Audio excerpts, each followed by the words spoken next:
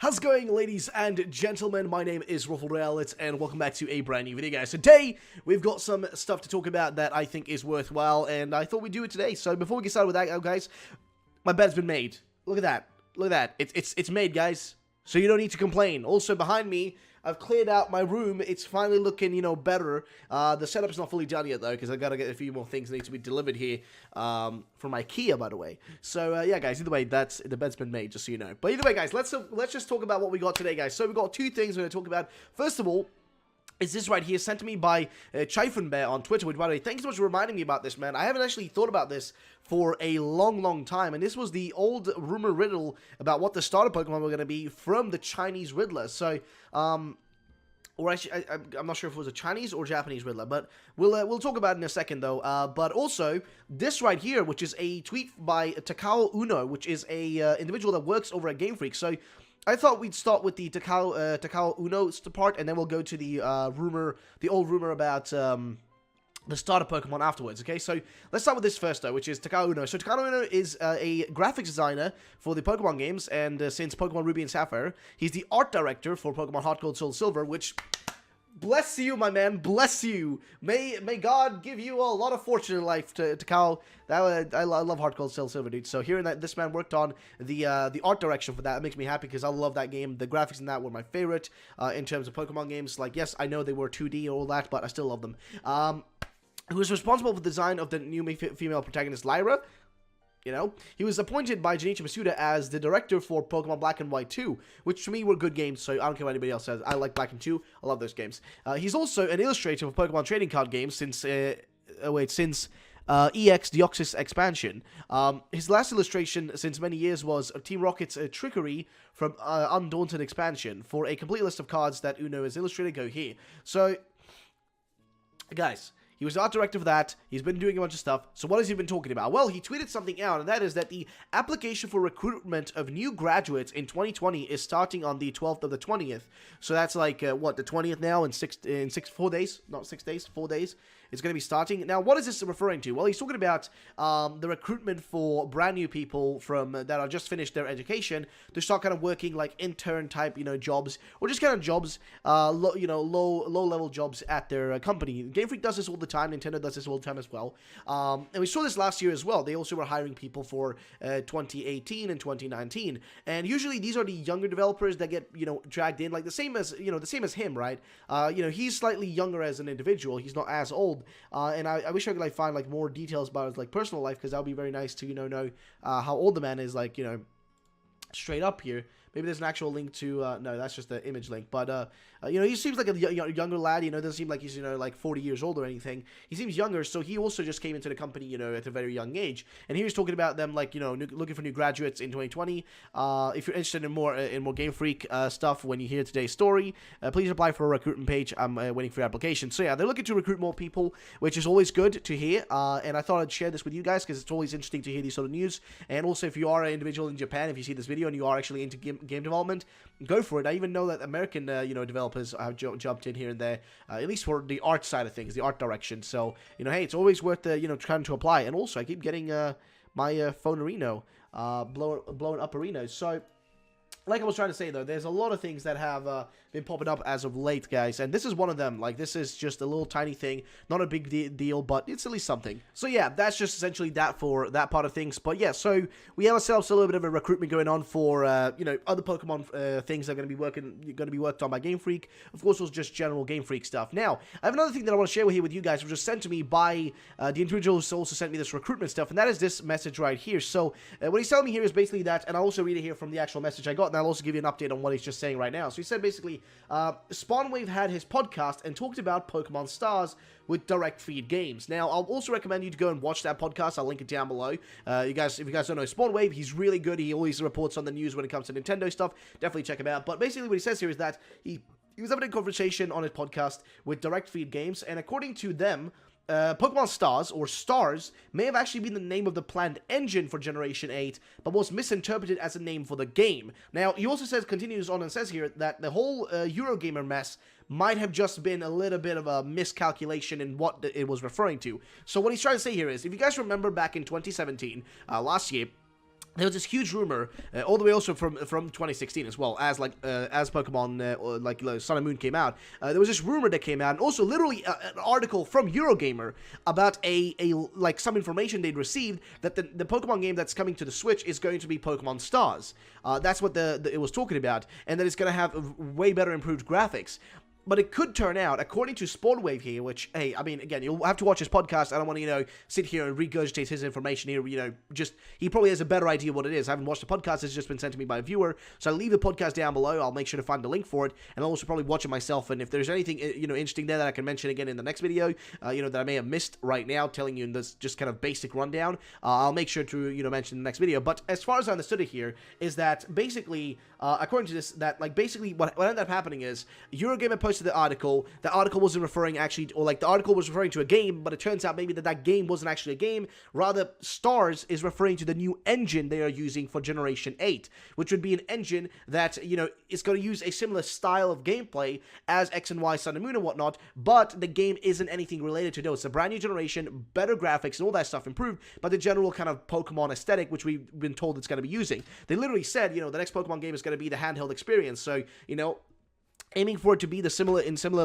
manner, similar feeling as Sun and Moon and X and Y doesn't really, surprise me whatsoever. It seems reasonable in my eyes and in my opinion. So, yeah, you know what I mean? That sounds reasonable. I'm also going to turn off the Switch because it's actually, just popping up here on the screen. Actually, you know what? I'm just going to plug it out of this and just leave it on the freaking ground. But, or on the freaking table. But yeah, that's the first thing we had to talk about today, guys. So we're done with that. We've talked about two things now. So the little recruitment thing with anybody that's curious about the recruitment. We talked also about this information from a Spawnway here that potentially the Pokemon Star stuff could have actually been referring to the brand new engine for Generation 8. I actually go and read the old article for Pokemon Stars by Eurogamer. If you guys want to see that, leave me a comment down below saying hashtag Gen 8, and I will do a video on that Pokemon Stars stuff. So if you want to see that, let me know, guys. By the way, now let's go over to the stuff that's the main point of this video, which is this that was sent to me by Siphon Bear here. And Siphon Bear sent me this and said, first of all, happy birthday, which thank you, man, appreciate it, thank you so much, Siphon Bear, appreciate it, dog. And then he said here, have you ever considered that the old Japanese Riddler, the 3 hint picks, might mean the announcement for the Pokemon made on E3? I went back to see them as Let's Go Pikachu and Eevee, Pokemon Quest, and Gen 8. And then he goes down here and says, the picks I mean, and he sends me the link, which I've talked about these in the past. You guys remember, these were from earlier this year. And then he says here is that, I read the 3 picks this way. A guy with a rodent, partner, Let's Go Pikachu, blocky map, Pokemon Quest, Buddhism plus something fad, Gen 8. All are on E3. If this is true, maybe Piyuk's leak might be true after all. Pokemon region with Buddhism theme plus some fatty Pokemon. I mean, Piyuk's leak makes a lot of sense in Buddhism aspects, the karma themed serpent, Nagas, etc. Even Geno's plus minus rumor fits in.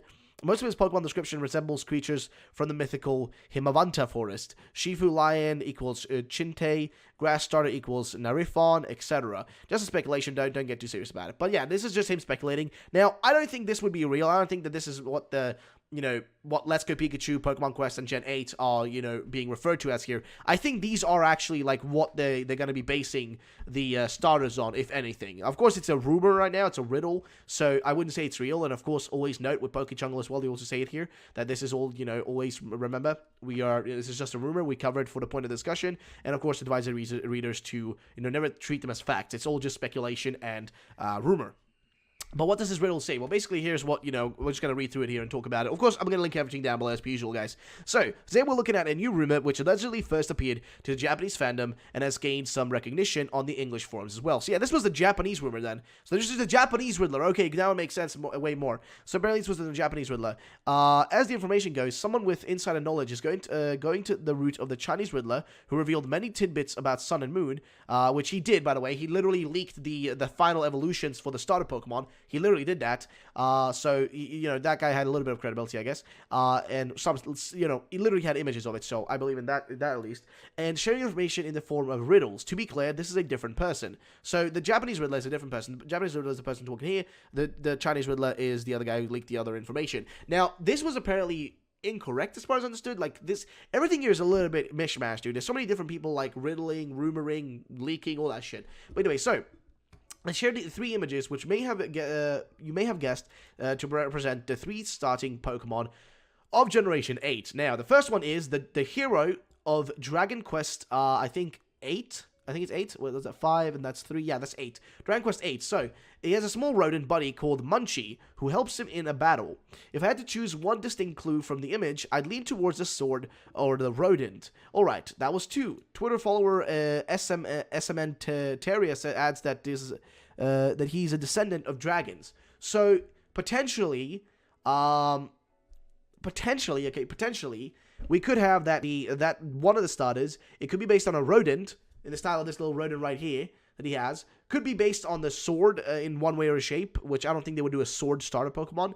We've seen sword Pokemon, so that's not impossible, but unlikely to be a starter Pokemon that's a sword. They always make the sword, the starter Pokemon something cute and easily sellable. And then, of course, also descendant of dragons, so it could be that, the guy is a descendant from dragons, and that could mean that the next Pokemon, one of these Pokemon, could be a dragon, based on a dragon in one shape or way, whatever way you twist it. Now, next one here is an ancient depiction of the labyrinth, which is known in Greek mythology for holding the mighty Minotaur within it. Could one of these stars be based on the mythological beast? The Fire-type starting Pokemon have followed the Chinese zodiac as far as the animal inspirations, and there has yet to be an ox-like Pokemon. So there is an ox on the actual, Chinese, Chinese calendar. So having one that's based on on an ox and it's similar to a Minotaur or whatever would actually make sense. It genuinely would make sense, and also would follow the theme of every single Pokemon that they seem to make.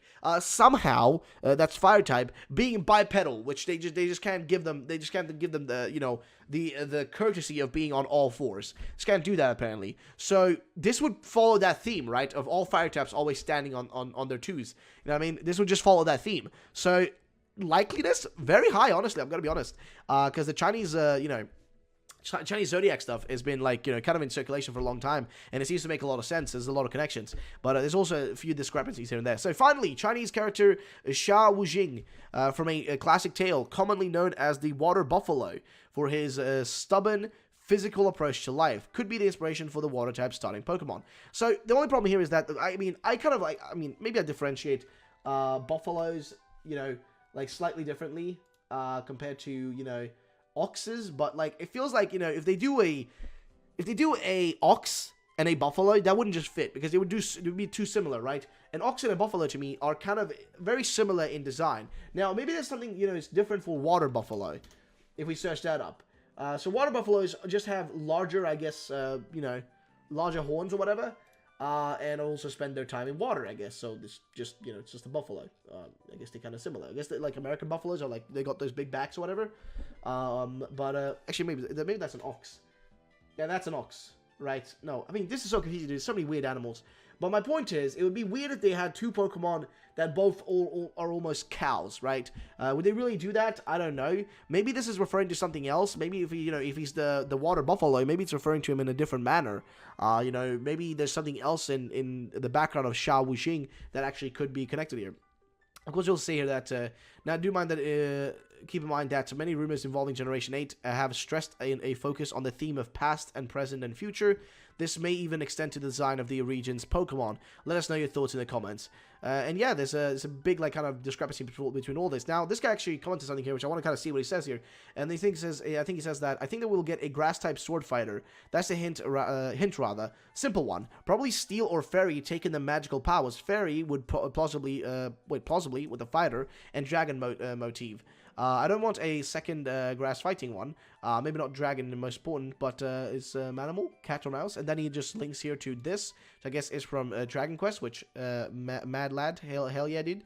But this is a character from the hero from Dragon Quest 8, I guess, who has that little rodent, and of course is a descendant of dragons, as far as I understood it. So half human, half Dragovian. And then he also links here to the second one is the Minotaur and the Maze. That's interesting. Let's hope the Steel typing. Hope the Maze doesn't mean ground typing. Water Pokemon will probably wield a staff or have that kind of a weapon, and maybe a Ghost typing. Let's hope. Let's hope it's not a Psychic, but maybe with the right signature and move. And then he links to Koei, which is I guess the page here for Sha Wujing, who basically has the element of water. So yeah, definitely that one's gonna definitely be referring to the water type, right? Because the man literally has the element of water, and he has the Crescent Moon Spade. So maybe the whole design of the Pokemon could be based on his spade, rather, and just the general stuff of him. But I don't know if it would be related to, the giant fish man. So, real form, giant fishman. So, I'm not sure if what that would look like, but let's just search that up and see how that would look like. So, that would be something like this. That's kind of creepy, to be honest. I mean, this is probably from, like, yeah, it's from Bloodborne. Yeah, it's from Bloodborne. So, I'm not sure if that's how they would pull him off, but, you know, something different, I would say. He won't, you know, I assume, maybe, like, you know, like a Murloc. Murloc, you know what I mean? They maybe might do, like, a Murloc design, like this, you know what I mean, for World of Warcraft. Like, that could be pretty cool.